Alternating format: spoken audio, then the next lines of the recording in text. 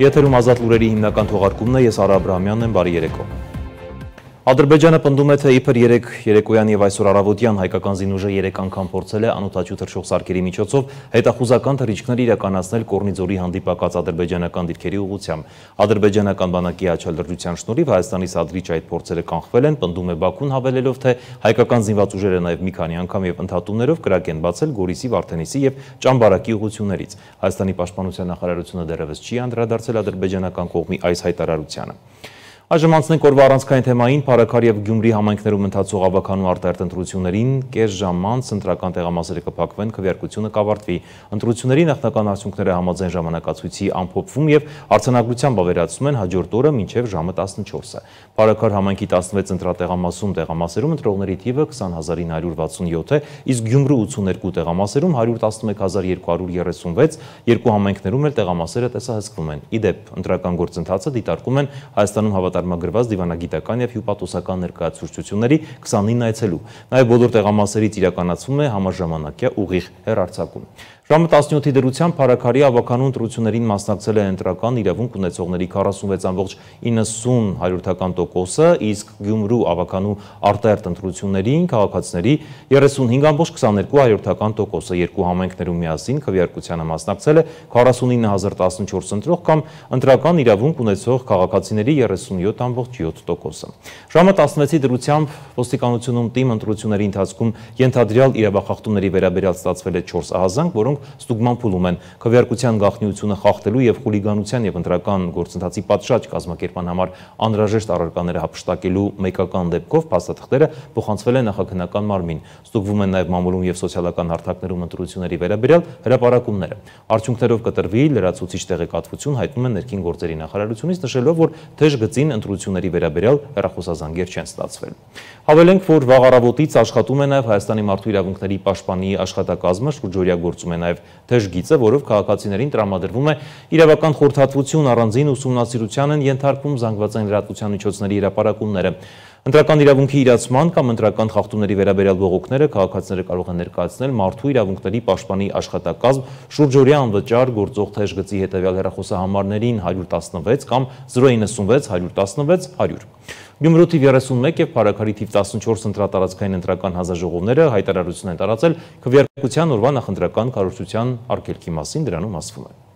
Ընտրություններին մասնակցող հարգելի կուսակցականներ, ընտրություններին մասնակցող հարգելի կուսակցություններ, կուսակցությունների դաշինքներ, թեկնածուներ, զանգվածային լրատվության միջոցների ներկայացուցիչներ, ընտրական գործընթացի հարգելի մասնակիցներ։ Ընտրական օրենսգրքի 19-րդ հոդվածի առաջին մասի համաձայն քվեարկության եւ դրան նախորդող օրը քարոզչությունը հրապարակային ելույթների, հրապարակային միջոցառումների միջոցով, զանգվածային լրատվության միջոցով, այդ թվում կաբելային ցանցով, արբանյակային կապով եւ վերգետնյա եթերային հեռարձակմամբ տեսալսողական մեդիածառայություն մատուցողների կողմից նաեւ համացանցում գովազդի միջոցով արգելվում է։ Կոչ ենք անում զերծ մնալ հրապարակային ելույթների, հրապարակային միջոցառումների միջոցով զանգվածային լրատվության միջոցներով, համացանցում գովազդի միջոցով քարոզչություն կատարելուց։ Քվեարկության եւ դրա նախորդող օրը քարոզչություն կատարելը առաջացնում է տուգանքի նշանակում լրատվական գործողություն իրականացնող անձի կամ ղեկավարի նկատմամբ նվազագույն աշխատավարձի 500 պատիկից մինչև 700 պատիկի չափով։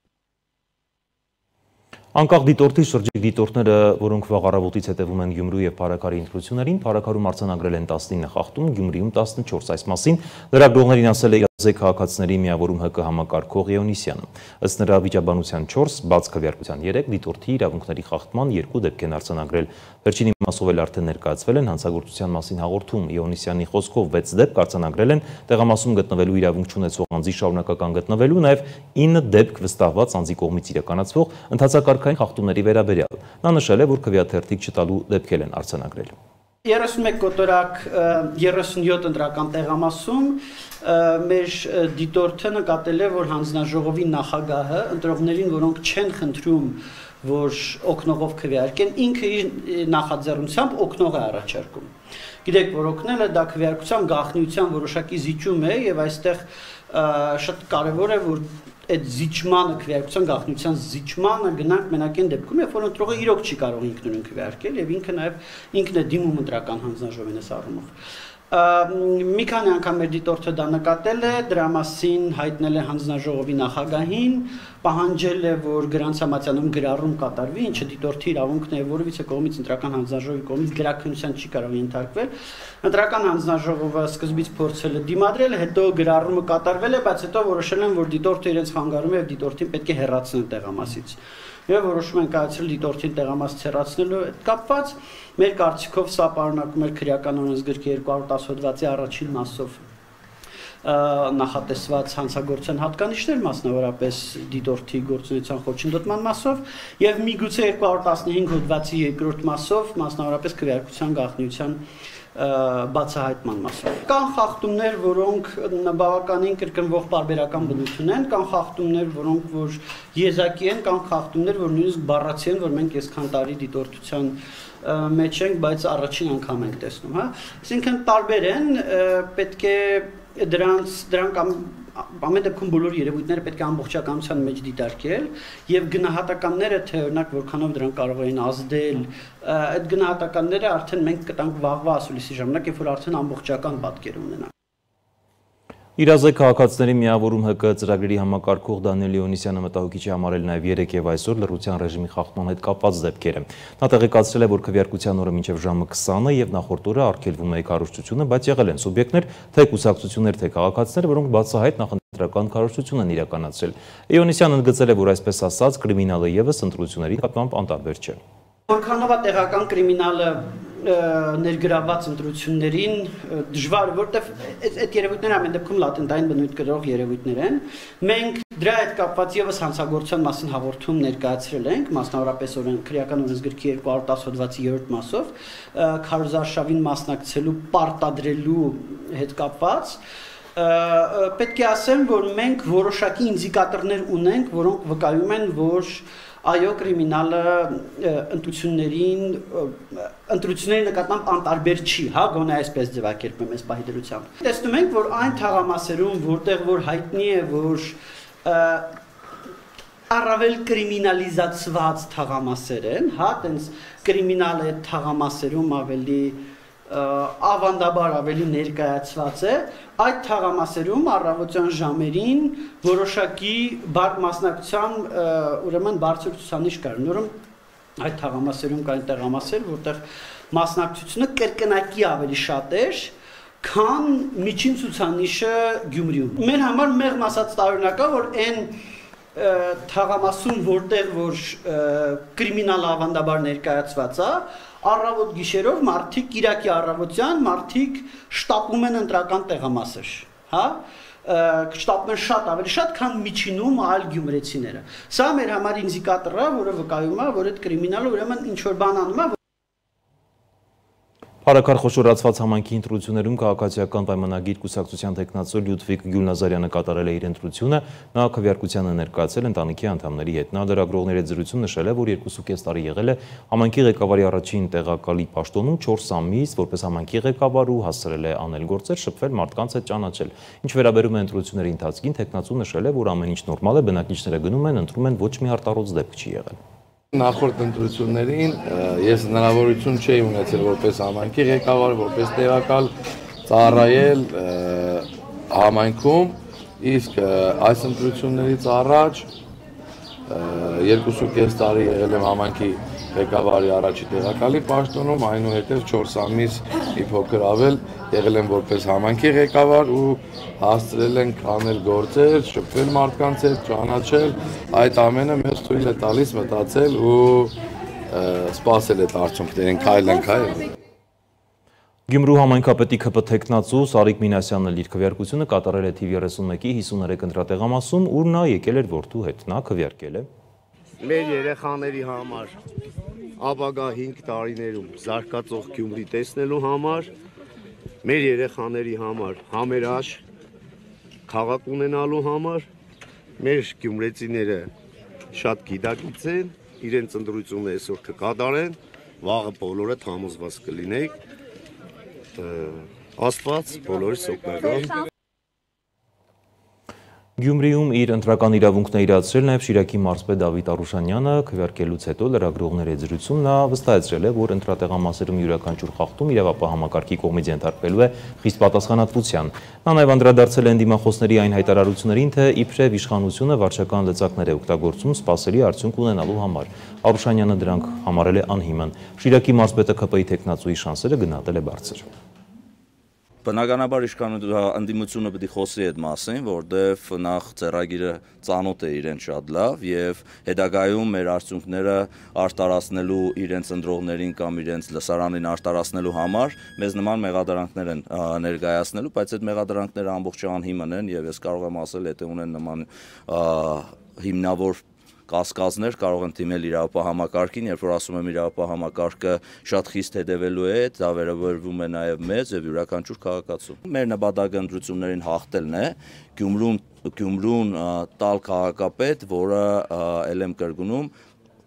գիշեր ու զոր աշխատելու է գյումրեցու կյանքի որակի փոփոխության ուղղությամբ։ Հանուն ինչի քվեարկեցիք։ Քվեարկեցի հանուն իմ երեխաների, քվեարկեցի հանուն յուրաքանչյուր գյումրեցու եւ քվեարկեցի տուն քաղաք Գյումրու համար։ Եվ կարճատև գովազդային դադարից հետո կշարունակենք թողարկումը։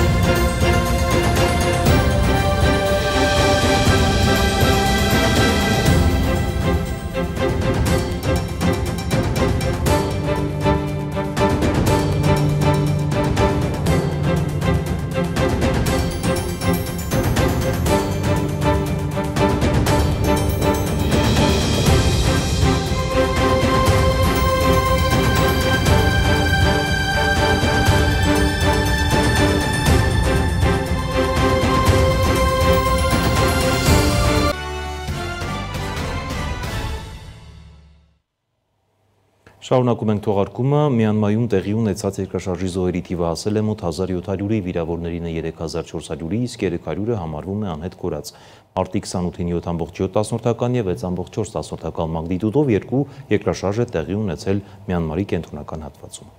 Մյանմայում տեղի ունեցած ավերիչ երկրաշարժի հետևանքով զոհերի թիվն անցել է 1000-ից, իսկ տուժածներինը 2000-ից։ Երկրի իշխանությունները հայտնում են, որ այս թվերը կաճ են, քանի որ անհետ կորածներ կան։ Գրեթե անհնար է հավատալ, որ փլատակներում ողջ մարդիկ կլինեն։ Մյանման միայնակ չի կարողանում դիմակայել աղետին եւ օգնություն է խնդրում աշխարհից։ Մենք ձեր օգնության կարիքն ունենք։ Խնդրում ենք որքան հնարավոր է արագ օգնել մեզ։ Հնդկաստանն արդեն առաջարկել է իր օգնությունը, բայց ցանկացած երկիր ու ցանկացած կազմակերպություն, որը կարող է գալ եւ օգնել մեզ, խնդրում ենք շտապել։ Մյանմայի հիվանդանոցներում տեղ չկա։ Բուժաշխատողները չեն հասցնում պայքարել բոլորի կյանքի համար։ Ականատեսները պատմում են։ Ես վախենում էի, որ շենքը կփլվի եւ փորձեցի դուրս գալ տնից, բայց փայտե պահարանն ընկավ գլխիս եւ ես վնասեցի գլուխս ու ոտքս։ Մեր տան պատը քարե սալերից էր եւ դրանք թափվեցին, երեխան ընկել էր հատակին, իսկ վառարանը գլորվեց երեխայիս վրա։ Ես պարզապես վեր եմ կենում անկողնուց եւ զգում, որ ամբողջ տունը շարժվում է։ Ես բնակվում եմ 35-րդ հարկում եւ տպավորություն էր, թե գտնվում եմ նավի վրա։ Սարսափելի զգացողություն էր։ Շենքի տանիքում լողավազան ունենք, որտեղից հոսող ջուրը ծածկել էր շենքի բոլոր հարկերը։ Մեզ հաջողվեց դուրս գալ շենքից։ Նստել էինք բակի ազատ տարածությունում, սպասում էինք հետցնցումներին։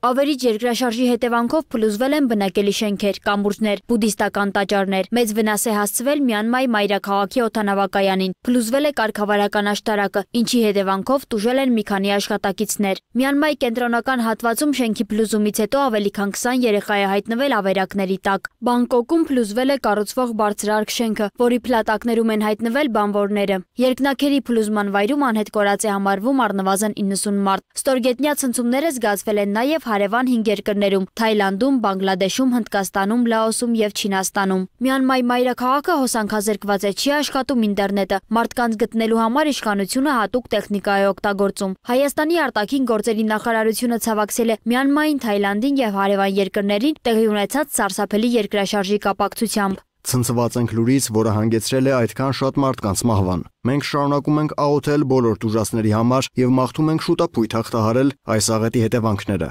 Արտաքին գերատեսչությունից հայտնել են նաև, որ երկրաշարժի զոհերի շրջանում Հայաստանի Հանրապետության քաղաքացիներ լինելու վերաբերյալ տվյալներ չկան։ Այժմ ընթանում է փլատակների ապամոնտաժում, սակայն տեղի ուժերը դրա համար բավարար չեն։ Սոնա Գիշյան, Free News, Ազատ լուրեր։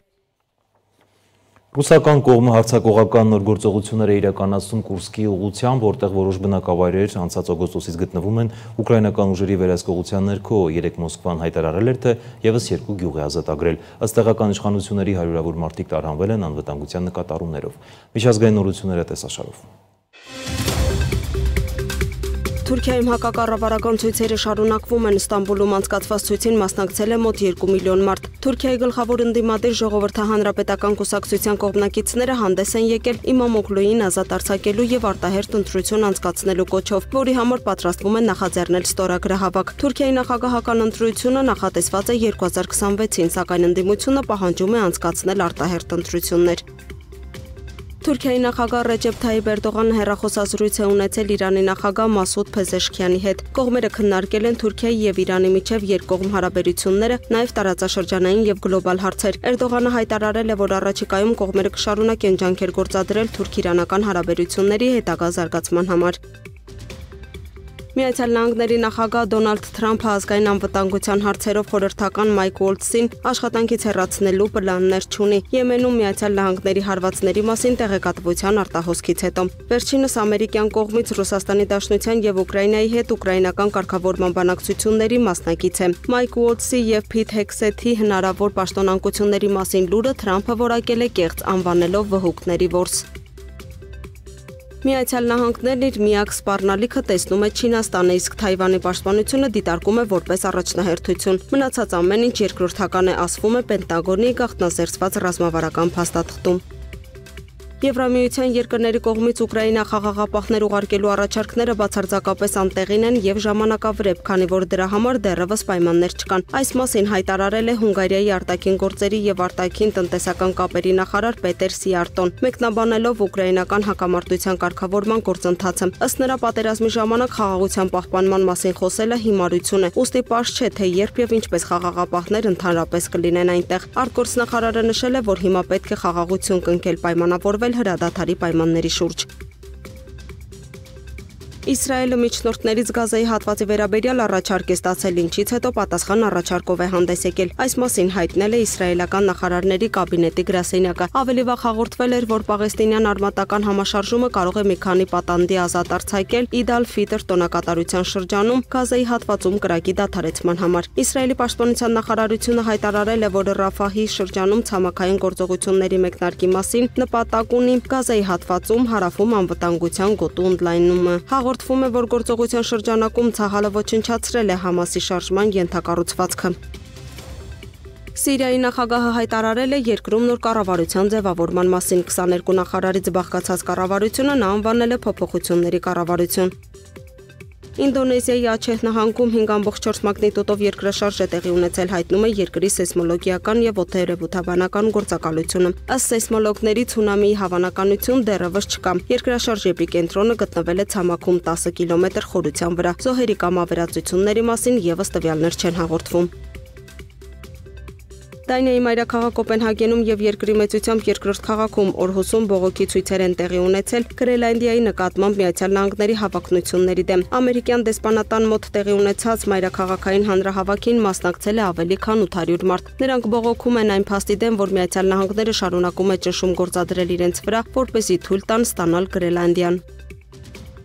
Ամերիկայի Տակոմա քաղաքում երեկույթի ժամանակ հրաձգության հետևանքով 2 մարդ է զոհվել, մի քանիսը վիրավորվել են։ Հաղորդագրության համաձայն Վաշինգտոն նահանգի ոստիկանությունը շաբաթ երեկոյան արձագանքել է տնային երեկույթի վայրում տեղի ունեցած զանգին, հայտնաբերելով մի քանի տասնյակ անչափահասների, որոնք փախել են տնից։ Հաղորդվում է, որ ոստիկանները հայտնաբերել են մահացած երիտասարդի եւ 5 վիրավորի, որոնցից մեկը մահացել է հիվանդանոցում։ Զոհերը 16-ից 21 տարեկան են, մեկ անչափահաս ձերբակալվել է։ Հակակոռուպցիոն դատարանը վարույթ է ընդունել գլխավոր դատախազության ապօրինի ծագում ունեցող ույքի բռնագանձման վերաբերյալ հերթական հայցադիմումը։ Գլխավոր դատախազությունը պահանջել է Մարտունի համայնքի Վերին Գետաշեն բնակավայրի նախկին ղեկավար Ռուբիկ Ղուկասյանի իրավահաջորդից եւ նրան փոխկապակցված անձից օգուտ Հայաստանի բռնագանձել 7 անշարժ գույք Երևանում եւ Գեղարքունիքի մարզում, 1 անշարժ գույքի շուկայական արժեքը, 1 իրավաբանական անձու մասնակցություն եւ մոտ 48 միլիոն դրամ։ Անցյալ շաբաթվա քրեական քրոնիկոն։ Դատարանը Երևանի նախկին քաղաքապետ Երվան Զախարյանից եւ նրա ընտանիքի անդամներից պահանջում է ավելի քան 2 միլիարդ դրամի գույք, այդ թվում Չեխիայում նաեւ 2.4 միլիարդ դրամ։ Երևանի նախկին քաղաքապետի ներկայացուցիչը հայցադիմումն անհիմն է համարել։ Կադաստրի կոմիտեի եւ պաշտպանության նախարարության պաշտոնյաները մեղադրվում են ապօրինի վարձատրություն կաշառք ստանալու համար 6 անձի վերաբերյալ վարույթի նյութերը դատարանում են։ Հիմնավորվել է, որ անշարժ գույքի նկատմամբ իրավունքի պետական գրանցումը կատարելու համար չափագրման ծառայություններ մատուցող ընկերության տնօրենը օժանդակել է կադաստրի կոմիտեի համապատասխան ստորաբաժանման ղեկավարի տեղակալի կողմից ապօրինի վարձատրություն ստանալուն նաեւ անձամբ կաշառք է տվել ՊՆ պաշտոնատար անձին։ Կադաստրի կոմիտեի պաշտոնատար անձը պահանջել է $1500, քաղաքացին այն տվել է ընկերության տնօրենին, որը $1000 կադաստրի կոմիտեի աշխատակցի միջոցով փոխանցել է ՊՆ պաշտոնատար անձին, իսկ մնացած գումարը տնօրինել է անձամբ։ Բացի այդ, նույն ընկերության տնօրենն իր աշխատակցին հերթական վարժական հավաքից մասնակցելուց ազատելու համար 100,000 դրամ կաշառք է տվել ՊՆ զորակոչային եւ զորահավաքային համալրման ծառայության տարածքային ստորաբաժանման պետին։ Երևանի Արցախի պողոտայում ապօրինի թմրամիջոց ձեռք բերելու, պահելու եւ իրացնելու հիմնավոր կասկածանքով ձերբակալվել եւ Երևանու բաժին են տեղափոխվել 40 եւ 41 տարեկան երկու տղամարդ, 41-ամյա տղամարդու անձնական խոզարկությամբ հայտնաբերվել են 2 գրամ մեթամֆետամինի, 4.3 գրամ հաշիշի, 1.8 գրամ հերոինի եւ 16.4 գրամ ափիոնի նմանվող զանգվածներ։ Պարզվել է, որ նա Ռուսաստանի Դաշնության իրավապահների կողմից հետախուզվում էր ավազակության մեղադրանքով։ Նախաձեռնվել է քրեական վարույթ, որի շրջանակում խոզարկությունը կատարվել 41-ամյա տղամարդու փաստացի բնակության վայրում։ Հայտնաբերվել են 2 կիլոգրամ 810 գրամ մեթամֆետամինի, 1 կիլոգրամ 26.19 գրամ մարիխուանայի, 812 գրամ հերոինի, 229 ու 52 գրամ ափիոնի, 36 գրամ կոկաինի եւ 30 ու 52 գրամ հաշիշի յուղի նմանվող զանգվածներ։ Նշանակվել է դատաքիմիական փորձաքննություն, 41-ամյա տղամարդը կալանավորվել է։ Համայնքային ոստիկանության վաղարշաբաթի բաժնում ստացվել էր տեղեկություն, որ Երևանի Նոր-Նորքի զանգվածի բնակիչ 30-ամյա տղամարդն ու նրա կինը Էջմիածնի Նարդոսի փողոցի ոսկու առևտրի սրահում անհատ ձեռնարկատեր 58-ամյա կնոջից գնել են ոսկյա զարդեր վճարելով $600 կեղծ թղթադրամներ։ Պարզվել էր, որ նույն օրը նույն սրահում ամուսինները ոսկեղեն են գնել նաև մեկ այլ անհատ ձեռնարկատեր 70-ամյա կնոջից կրկին վճարելով $600 կեղծ թղթադրամներ։ Տուժած ձեռնարկատերերը ներկայացրել են կեղծ թղթադրամները, ամուսինները հայտնաբերվել եւ ներկայացվել են քննչական բաժին, նախաձեռնվել է քրեական վարույթ։ 8 անձ ձերբակալվել է ընտրակաշառք տալու ստանալու ընտրության ժամանակ բարեգործության արգելքը խախտելու մեղադրանքով։ Նախաքննության ընթացքում խոզարկություններ են կատարվել Գյումրիի ավականու արտահերտ ընտրություններում առաջադրված 2 կուսակցությունների գրասենյակներում, նաև այլ անձանց բնակարաններում, որոնց արդյունքում հայտնաբերվել են քաղաքացիների անձնագրային տվյալներ եւ ձեռագրի նշումներ պարունակող ցուցանակներ։ Մեղադրյալներից 5-ի նկատմամբ որպես խափանման միջոց է կիրառվել վարչական հսկողությունը, 3-ի նկատմամբ բացակայելու արգելքը։ Գլխավոր դատախազության պետական շահերի պաշտպանության վարչության հերթական հայցադիմումը հակակոռուպցիոն դատարանի 2025 թվականի մարտի 21-ի վճռով բավարարվել է։ Վճռի հիման վրա Հօգուտ Հայաստանի Հանրապետության ՍԹ-ից որպես պետությանը պատճառված վնասի հատուցում կբռնագանձվի 134 միլիոն 64 հազար դրամ։ Տավուշի մարզի Դիլիջան խոշորացված համայնքի Հաղարծին գյուղի չգործող հացատան տարածքում կրակոցների հետևանքով 2 անձ հրազենային վնասվածքներով տեղափոխվել է Դիլիջան բժշկական կենտրոն, ոստիկանությունում սպանության հատկանիշներով նախաձեռնվել է քրեական վարույթ։ Հակակոռուպցիոն կոմիտեում քննված քրեական վարույթով պարզվել է, որ 2021-ից 23 թվականների ընթացքում Երևանում գործող մանկապարտեզներից մեկի տնօրենի պաշտոնը զբաղեցրած անձը, օգտագործելով ծառայողական լիազորություններն իր մտերիմներին ու բարեկամներին մանկապարտեզում նշանակելով տարբեր, այդ թվում նույն անձանց միաժամանակ մի քանի հաստիկների ինքն է ստացել ու տնօրինել նրանց վճարված աշխատավարձերը։ Ընդ որում նշված անձանցից ոմանք ընդհանրապես չեն հաճախել աշխատանքի, բացի այդ պարզվել է, որ տնօրենը մանկապարտեզի համար հատկացված ավելի քան 2 միլիոն դրամի ավտոբենզին օգտագործել է սեփական կարիքների համար, հափշտակելով 50.6 միլիոն դրամ։ Նրա նկատմամբ կիրառվել են տնային կալանքը գրավը եւ բացակայելու արգելքը մեղադրանքներ են ներկայացվել նաեւ տնօրենին օժանդակած 4 անձի։ Նրան օժանդակած եւս 16 անձի նկատմամբ քրեական հետապնդում չիրականացնելու եւ քրեական հետապնդումը դադարեցնելու որոշումներ են կայացվել ոչ արդարացնող հիմքով։ Պետությանը պատճառված վնասից նախաքննության ընթացքում վերականգնվել է 9 միլիոնը, իսկ վնասի մնացած մասի չափով արգելանք է դրվել տնօրենին պատկանող անշարժ գույքերի վրա։ Այսքան այժմի համար ցտեսություն։